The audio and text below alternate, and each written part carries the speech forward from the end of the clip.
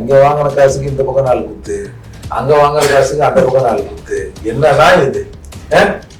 இல்ல காசு இருந்தா வந்து நாளைக்கு இவர் பிரைம் மினிஸ்டர் இது சீஃப் மினிஸ்டர் ஆகிடுவாங்களாமா? ஏங்க அப்படி தமிழ்நாட்டில் இருக்கிற எல்லா கட்சிக்காரங்க வந்து யார் அந்த சாருன்னா அந்த கூட்டத்துல வர எல்லாரும் கேட்ட கேள்விதான் அது. அந்த சார் யாருங்கிறதான் சொல்லியாச்சு இல்ல. யாரு? அவர் தான் அந்த வைத்தியநாத ஐயர் தெருவில் காட்டின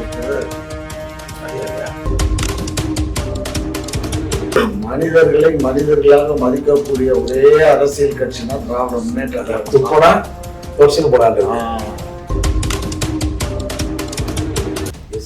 முதலமைச்சர் ஆயிட்டாங்க. ஐயோ சத்தியமா சொல்றேங்க, நான் வரவே இருக்கிறேங்க. நீங்க கூட சீஃப் மினிஸ்டர் வாங்க, இல்ல தம்பி கூட வரட்டும், அவரு உங்க ஆள் தானே. அதனால எனக்கு ஒன்றும் பிரச்சனை இல்லை. மட்டும் ஏற்கனவே அவங்க எல்லாம் திராவிட கழகத்துல இருந்து வந்தவங்க. நாங்க வந்து திருமாவளவன் முதலமைச்சர் ஆகிறோம்னு சொல்ல மாட்டேங்குது. அவங்களோட கட்சிகள் நீ சீமா நீங்க காலையில எழுதி இதை பண்ணுங்க, நீங்க எழுதி இதை பண்ணுங்கன்னு சொல்றதுக்கு நீங்க யாருங்க? நீங்க சதிகார கூட்டம் தானுங்க, குழி பறிக்கிற கூட்டம் தானுங்க. நாங்க குழிய பறிக்கிறோமா இல்ல குழியில போட்டு மூடுறோமாங்கிறது எங்க இஷ்டம். அதை நீங்க சொல்ல வேண்டாம், சரியா? சீமான் அரசியல் கட்சி, அதாவது நீங்க எல்லாம் சீமானை பார்த்து இறக்கப்படுகிறவர்களுக்கு சீமான் தாழ்ந்து இல்லை, உங்களோட உயர்ந்து இருக்கிறார். அப்படியா? எவ்வளவு உயரம்? சீமான் கட்சி பேசுவதற்கு உங்களுக்கு எல்லாம் அருகதே கிடையாது. அப்படியா? ஆமா, விட்டுருங்க அதோட. ஓஹோ, ஏன் சீமான் வந்து வாரத்துல இருந்து டைரக்டா வந்து கூச்சு வந்துட்டாரா? ஆமா.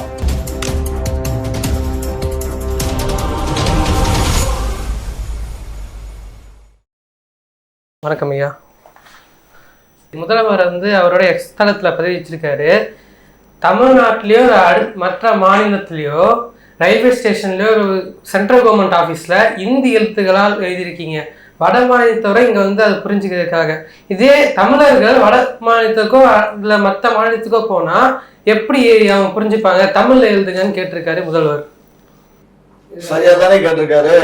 அதுக்குதான் ஹெச்ராஜா கேட்டாரு, நோட்ல இருக்கிற இந்திய ஐஸ்வர்யா பாப்போன்னு. அதுக்கு எதுவும் சரியா போச்சு. இருந்தது ரூபா நோட்டு இந்தி, அது ஐஸ்வர்யான்னு இல்லைங்க. முதல்ல என்ன கேட்கறேன்னா, இப்ப அங்க போயிட்டு தமிழர்கள் கஷ்டப்படாத மாதிரி தமிழ்லையும் எழுதுங்கன்னு கேட்கிறாரு. சரிங்க, நீங்க வந்து மத்திய அரசுக்கு வாங்க.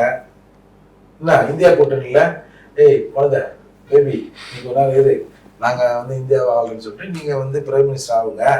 ஆகிட்டு எல்லா ரயில்வே ஸ்டேஷன்லையும் தமிழை போடுங்க, நல்லது தானே? என்னங்க ஐயா? நாங்க ஆட்சிக்கு வரத்தாங்க போறோம். ஒன்றிய அரசு எங்க கைந்தொழிலுக்கு நாங்க தான் வர போறோம். நாங்க தான் ஆட்சியை பிடிக்க. நம்ம இளையவரை வந்து இங்க தமிழ்நாட்டுக்கு சிஎம் ஆக்கிட்டு ஐயா வந்து டெல்லிக்கு ஆக்கிடுங்க. பாப்போம் மக்கள் வாக்களிக்கணும். மக்கள் கை மக்கள் தீர்ப்பு, மகேசன் தீர்ப்பு. இந்தியா முழுவதும் எங்க ப்ராஜெக்ட் பிரசாந்த் கிஷோர் தான் இங்க போயிட்டாரு. வேற எவனா ஒருத்தர் இறக்குமதி பண்ணுங்க, ஒரு பூண்டு போட்ட ஒரு அதெல்லாம் எங்கள்கிட்ட கேட்கறதுக்கான விஷயங்கள்லாம் செஞ்சுட்டு யாரெல்லாம் பண்ணி வந்து யாருக்கும் யக்கியம் எல்லாம் இது பண்ணி மந்திரம் ஆலோசனை சொல்றதுக்கு நிறைய ஆள் இருக்காங்க. நீங்க ஒண்ணு சொல்ல வேண்டாம். அதெல்லாம் பண்ணி வந்துட்டாருன்னா எங்க தமிழ்நாட்டுக்காரர் ஒருத்தர் வந்து டெல்லி ஆளுறாரு பிரைம் மினிஸ்டர் எங்களுக்கு விரும்புறாங்க. அப்ப சரி, அந்த மாதிரி ஒரு இடக்கு புறக்கா பேசுறதெல்லாம் விட்டுட்டு தமிழ வந்து அங்க போகணுங்கிறத அன்றைக்கு வந்து தமிழ்நாட்டை சேர்ந்தவர். சரி, தமிழ்நாட்டை சேர்ந்தவர் சீமான் போவாரா? முதல் தலைவர் தான். சரி,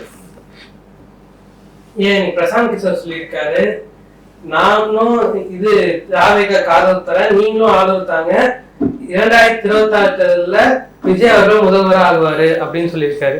உதயநிதி உதயநிதியை பத்தி பேசல, விஜய் தான் பேசியிருக்காரு. இங்க வாங்கின காசுக்கு இந்த பக்கம் 4 குத்து, அங்க வாங்குற காசுக்கு அந்த பக்கம் 4 குத்து. என்னதான் இது? இல்ல காசு இருந்தா வந்து நாளைக்கு இவர் பிரைம் மினிஸ்டர் இது சீஃப் மினிஸ்டர் ஆகிடுவாங்களாமா?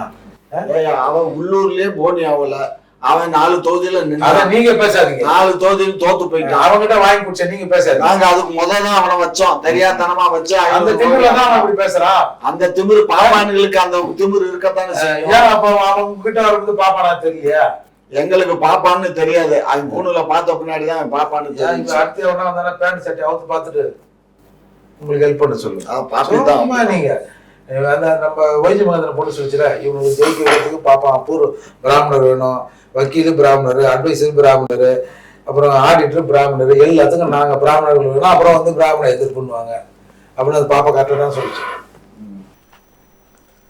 ஐயா, மார்ச் 5ஆம் தேதி முதல்வர் வந்து அனைத்து கட்சி கூட்டம் கூட்டியிருக்காங்க. அதுக்கான பட்டியல் இன்னைக்கு வெளியிட்டிருக்காங்க. மொத்தம் 45 கட்சிகள் தமிழ்நாட்டில் இருக்குது. அதில் பாமக, பாஜக, விசிக, தாவேக எல்லா கட்சியும் சேர்ந்துருக்கு.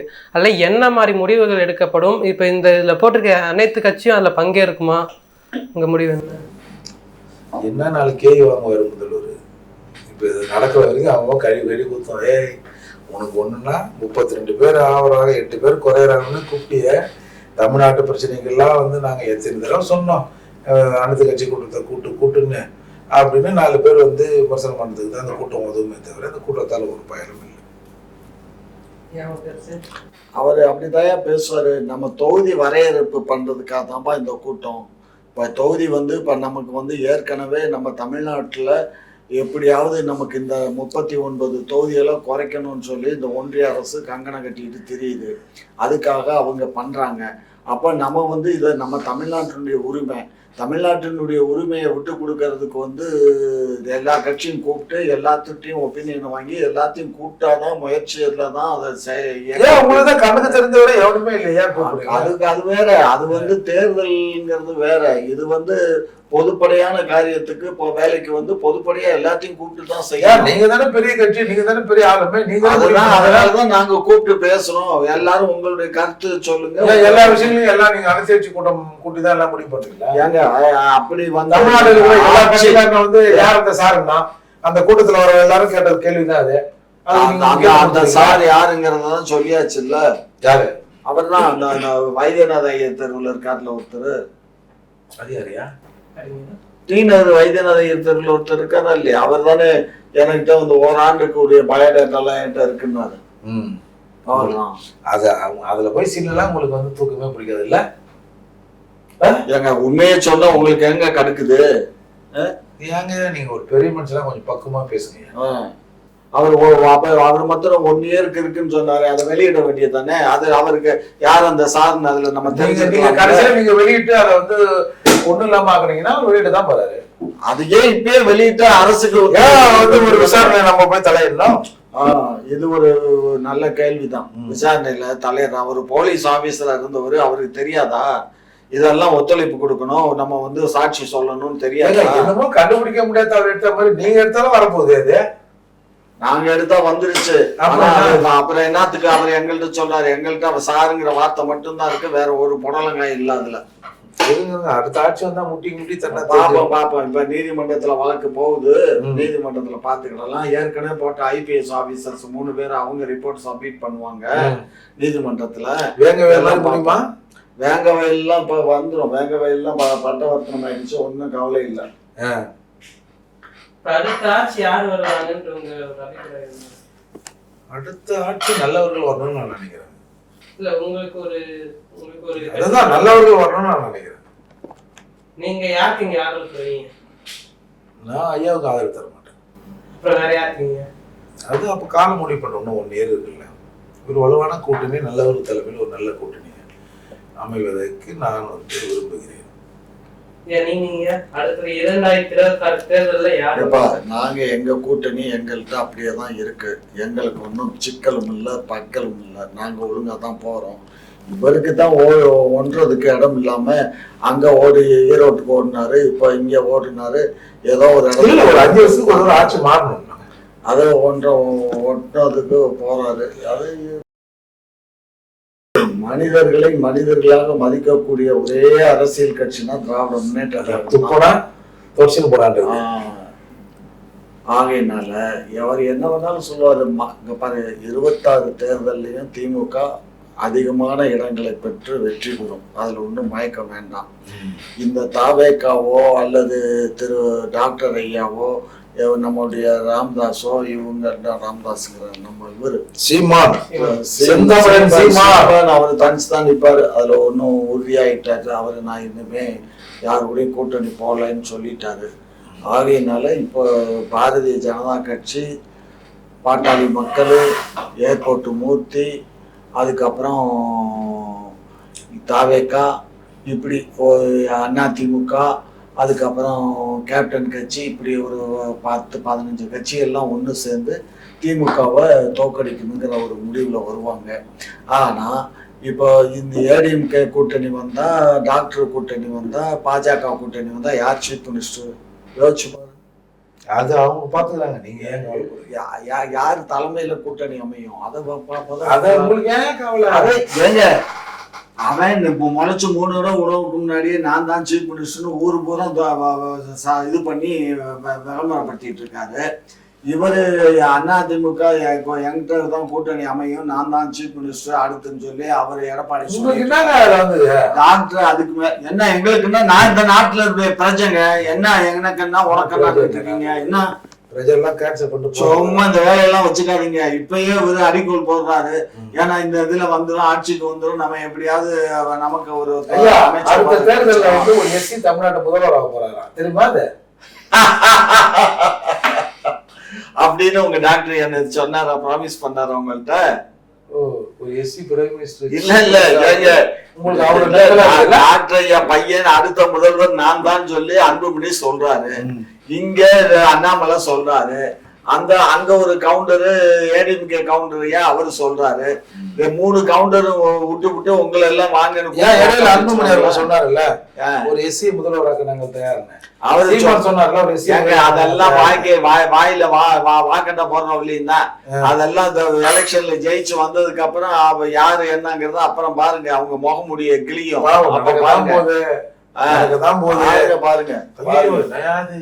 எஸ்சி பையனும் முதலமைச்சர் ஆயிட்டானு நீங்க வயிறு ஏறிதான். ஐயோ சத்தியமா சொல்றேங்க, நான் வரவே இருக்கிறேங்க. நீங்க கூட சீஃப் மினிஸ்டர் வாங்க, இல்ல தம்பி கூட வரட்டும், அவரு உங்க ஆள் தானே. அதனால எனக்கு ஒன்றும் பிரச்சனை இல்லை, வரட்டும்.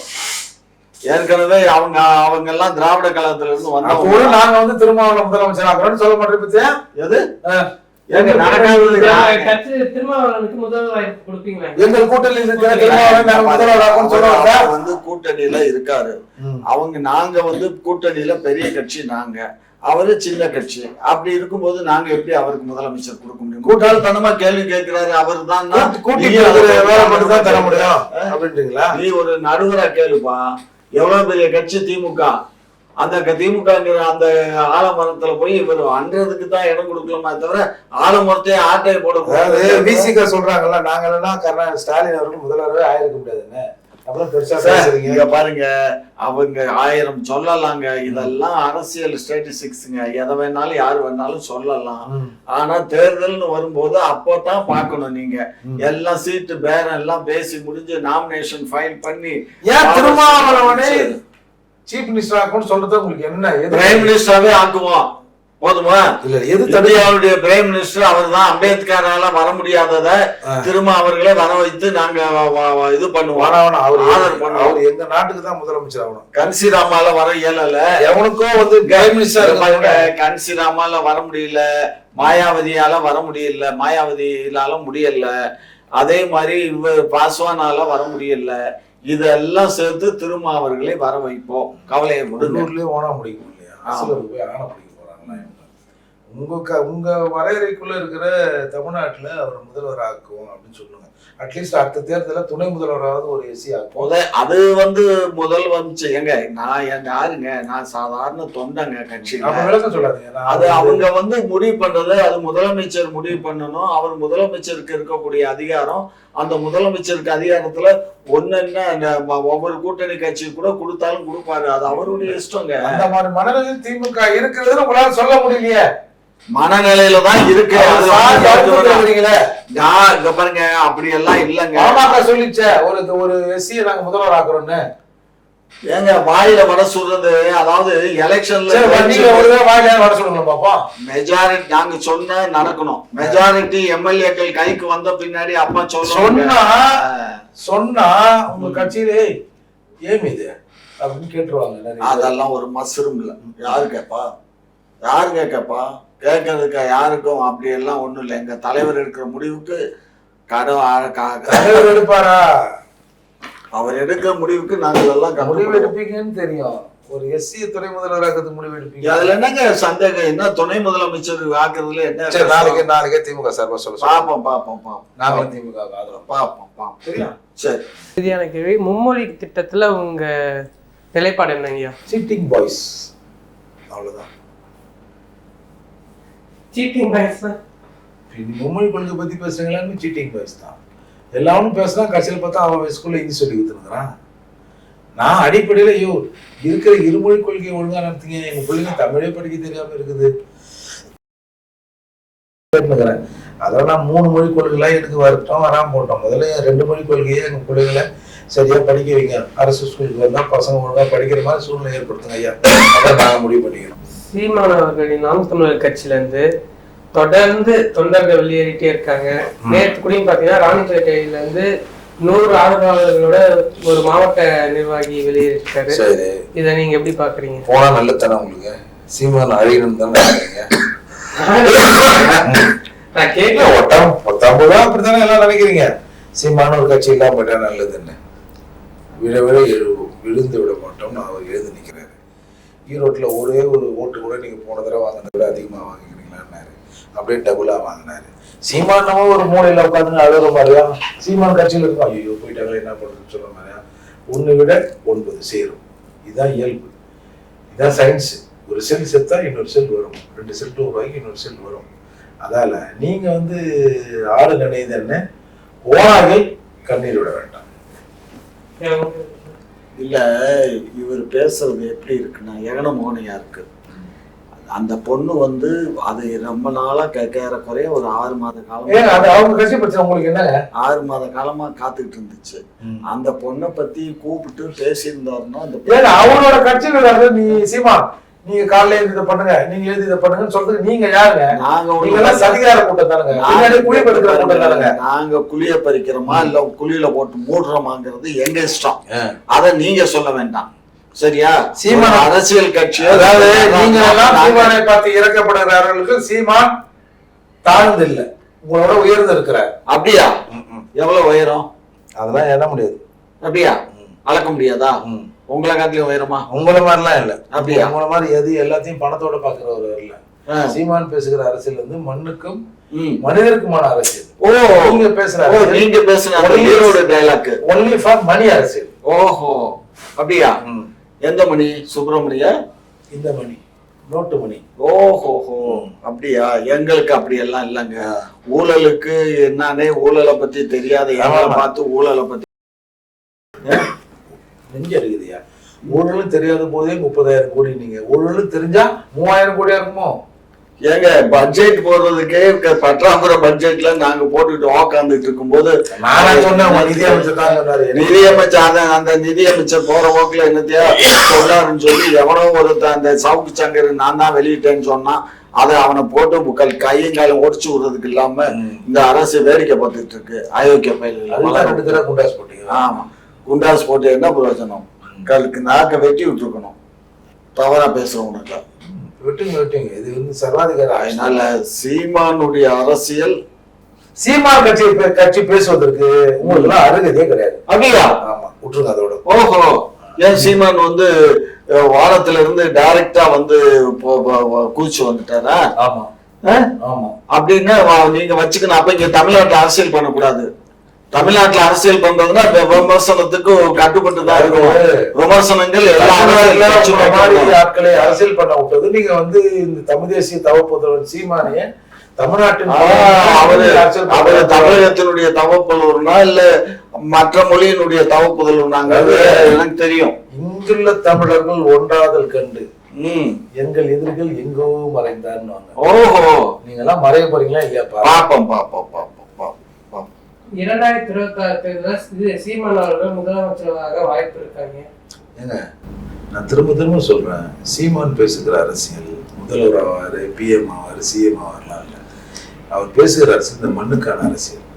நீ நாளைக்கு இந்த மண்ணில் மூத்திரம் வேணும், இந்த மண்ணில் இந்த காற்றை சுவாசிக்கணும்னா சீமான் அரசியல் இங்க தேவை. அதால இவங்க மாதிரி இந்த ஓட்டு பொறுக்கிறது, கொள்ளடிக்கிறது, கூட்டு கும்மாளம் போடுறது அதுக்கான நபர் சீமான் இல்லை. அதாவது அவரு என்னன்னா கூட்டு கொள்ளையில அவரு குளிர்காயிறாரு, அவரு நம்ம கிட்ட பேசுறாரு. சரியா? அவரு அவருடைய கொள்கை இவருக்கு பிடிச்சு போச்சு, இவருடைய கொள்கை ஈரோடுக்கும் இதுக்கும் எவ்வளவு நாள் ஆகுது? எவ்வளவு நாள்? இப்ப ஈரோட்ல 1 மாசம் இருக்குமா? இப்ப அதுக்குள்ள இன்னைக்கு இன்னொரு மேடையில போய் உட்காந்து விளக்கிட்டு வர்றாரு. எல்லாரும் தமிழர்கள் தானே? என்ன உங்களுக்கு பிரச்சனை? அப்ப எல்லா தமிழர்களும் ஒண்ணுதானா? ஆமா. சரி, அப்ப நீங்க தமிழரா? நாங்க தெலுங்கு, நீங்க தமிழர். நான் தமிழங்க, நான் தெலுங்கு தமிழன் தான். நான் திராவிட தெலுங்கு, சுத்த தமிழ். நான் திராவிட தெலுங்கன். ஆமா. அந்த மாதிரி ஒரு மீனே கடையில இல்ல. அந்த மாதிரி ஒரு மீனே இங்க கடையில இல்ல. நீங்க மீன் வியாபாரி தானே, உங்களுக்கு அந்த கொச்சையும் தானே தெரியும். மீன் விக்கிறவங்க கேவலமா மீன் விக்கிறவங்க அப்படின்னு சொன்ன உடனே அந்த காளியம்மா என்னாச்சு? அந்த மீன்காரம்மா காளியம்மா பத்தியா? நான் எங்க, நீங்க தானுங்க சொன்னீங்க காளியம்மா இப்ப எந்த கட்சியில சேர்க்கிறாங்க? எங்கதான் சேர்க்க உங்களுக்கு என்னங்க? இல்லங்க, அந்த பொண்ணு இந்த கட்சிக்காக படாத பாடுபட்ட பொண்ணு. இருக்கட்டும், எங்க இருந்தாலும் நல்லா இருக்குன்னு சொல்லிட்டாருல சீமா. அப்படியா சொன்னாங்க? வாழ்த்துக்கள். இல்ல இன்னைக்கு நாங்க இப்ப இதுல பேசினாரு, விழுப்புரத்துலயே எங்க பேசியிருக்காரு. அந்த பொண்ணு வந்து தாவேக்காக்கு போகுது, அது முன்னமே எனக்கு தெரியும். ஆமா, வாழ்த்துக்கள் விடுங்க அப்படின்னு சொல்லி எங்க இருந்தாலும் எங்க சகோதரி தானே அது. நல்லா இருக்கட்டும். சரிங்க. சீமான் அவர்கள் சொல்றாரு, ஒரு காளியம்மாள் போனால் 100 காளியம்மாளை நாங்க உருவாக்குவோம். அந்த மாதிரி 100 காளியம்மாளை அவரால் உருவாக்க முடியுமாங்க? ஏன் முடியாது? அதே ஒரு பேச்சு. இப்போ காளியம்மாள் என்கிற ஒரு சகோதரி உங்களுக்கு எப்ப தெரியும்? எப்ப தெரியும்? அந்த காளியம்மாள் என்ற பேரோடு தான் அந்த புள்ள, அந்த அக்கா பிறந்திலிருந்து வளர்ந்தது இல்லையா? அது நாம் தமிழருக்கு வந்த பிறகுதான் அந்த காளியம்மாள் வெளியே பிரபலமாக தெரிகிறார். அப்படித்தானே? அப்ப நாளைக்கு ஒரு சுப்பம்மாள் எங்கேயோ வளர்ந்திருக்கிறார். அந்த சுப்பம்மாளை கூப்பிட்டு நாம் தமிழில் சேர்த்து அதே இடத்துக்கு கொண்டு வரலாம்ல? என்ன பிறக்கும் போதே செஞ்சா பிறந்தோம்? பிறந்து வளர்ந்ததை எடுத்து இங்கே செழுமையாக்கி இருக்கிறார்கள் இல்லையா? அந்த மாதிரி பல பேர் வருவாங்க. விடைபெறுகிறோம். நன்றி, வணக்கம். நன்றிங்க.